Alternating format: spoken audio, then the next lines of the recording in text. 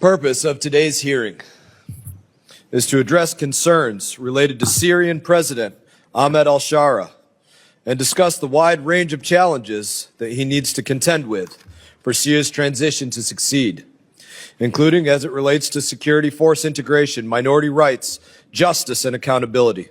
And I will now recognize myself for an opening statement. I think the United States of America, the world, and the Syrian people themselves are all hungry for Syria to turn the page from years of Syrian conflict and despot leaders to a country that adds to the region, adds to the world instead of detracting from it. A country that invites back in those who fled instead of creating more refugees. I don't believe that any of us thought transitions from the dictator Bashar al-Assad to now Syrian President Ahmed al-Shara would be without incident. But we've already seen too many incidents, in my opinion. Too many incidents of sectarian violence against religious and ethnic minorities. There are a wide range of challenges faced in Syria in order to reach a peaceful democratic governance. I can tell you that I had the opportunity to meet with Syrian president. We spoke about a number of things. There are ongoing challenges, including the presence of foreign fighters within the security forces, many of them backed by Turkey. We've seen the recent actions against the Syrian Democratic Forces, our long-standing counterterrorism partner and Kurdish ally. That is unacceptable. There have been actions against the SDF that forced CENTCOM to relocate 7,000 ISIS fighters from detention facilities across Syria and move them into Iraq. Also of serious concern, Russia has maintained a continual presence. We don't know entirely why. Perhaps that's because they are still harboring Bashar al-Assad, the ousted Syrian president, and the Syrian people want him back for justice. We can't be sure, but it's definitely an issue that we need to contend with. And we all know the current Syrian president is a former al-Qaeda fighter. These are all serious points of concern.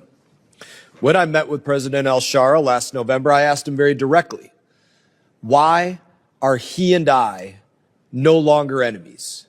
Me as a U.S. soldier, him as an al-Qaeda fighter. And his response was that he wishes to liberate himself from his past and have a noble pursuit for his people and his country.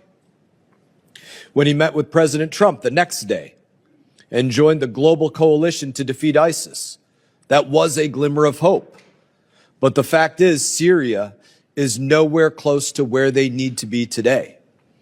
The United States is not satisfied with the progress that he has made yet and views many of his actions as steps backward. We need President al-Shara to do better. These are not easy things to deal with, but recent actions against Druze, Kurds, and Alawites are all steps in the wrong direction.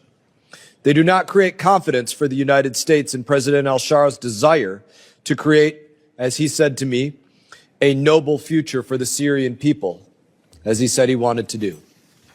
President al-Shara does not have a blank check from the United States of America. The United States repealed the Caesar sanctions because the reason for them to exist, which was the presence of Bashar al-Assad, that reason no longer existed. But we made it clear that conditions must be met in exchange. Those conditions include advancing military integration, protecting religious and ethnic minorities, as well as their integration into the Syrian government, and working with the United States to combat terrorists.